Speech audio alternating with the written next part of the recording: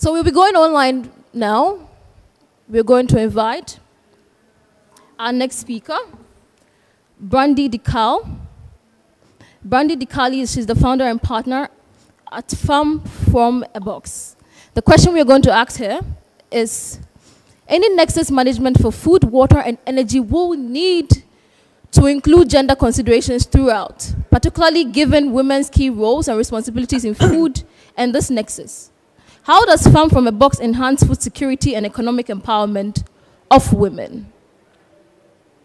Shall we go online now? Okay. Well, thank you.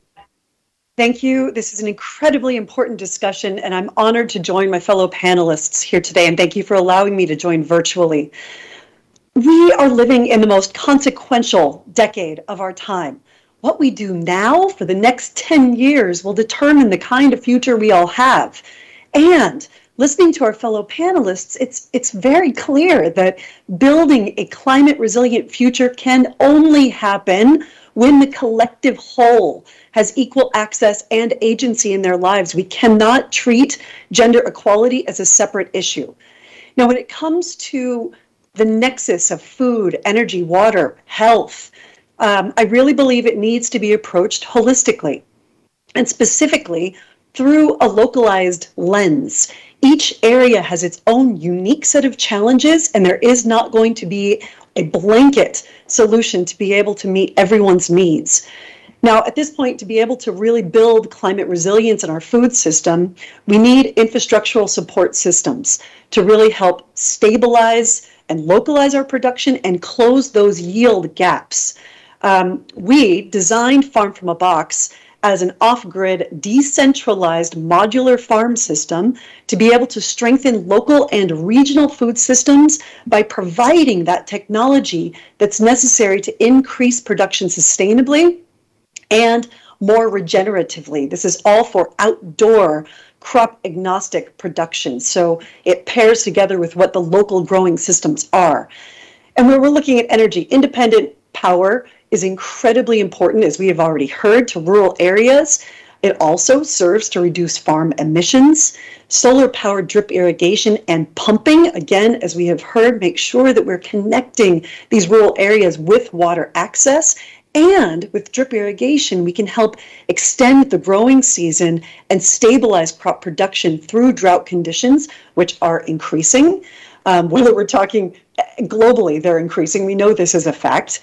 Internal cold storage is also something that we integrated into our system to make sure that we are keeping those crops grown fresh and keeping them fresh longer, whether they are used for consumption or to take to the market as well. So while we designed Farm from a Box to be this infrastructural system, what we have found now, and really accelerated by COVID-19, is that perhaps its greatest potential is in using this system as, pardon me, a regionalized solution so that we can deploy it as a constellation within an entire region to be able to uplift agricultural value chains, so that we're really focusing on women farmers in particular. The beauty with this is, again, we're speaking about access. So while each one of these is a hardware infrastructural solution, what does it do? It changes the power dynamic. It helps uplift rural women farmers economically as well as nutritionally, and really helps build that resilience on the ground. Now, whether we're working with women farmers in Tanzania or an upcoming project in Liberia, or whether we're working with the indigenous Lakota women that are here within the United States, every single time we have seen common denominators that when these women have access to the technology that can uplift and stabilize their production, it trickles out into multiple enterprises. There's information sharing, there's knowledge sharing of different cultural and indigenous and local agricultural techniques, which are so important for regional resilience. And all of that extends out beyond agriculture. So I think one thing that's important too, and since I'm really coming from the private sector perspective within this panel, is not only is it important because it's the right thing to do to uplift women globally, and it's the just thing to do. But let's look at it from the opportunity that it also presents. When we are uplifting women and incorporating their perspectives and their understandings and their knowledge, we are removing the blind spots in the solutions that we can deploy for climate change. We understand things from a different perspective, and that is absolutely transformative.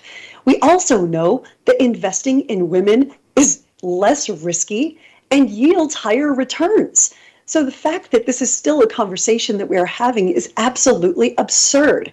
We have to make sure that we are uplifting women throughout the entire spectrum, from top-down leadership levels to women and youth growing in the fields to be able to take stronger positions within their villages, within their communities, within their countries. That's how we're going to be able to really make change. And I think that we have to come together collectively to make sure that all women's voices are heard and have an equal playing field in the solutions that we're driving.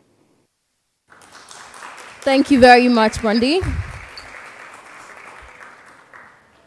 It's important to look at this holistically and not in segments. It's also important to build an infrastructure that supports this. And it makes business sense to support women.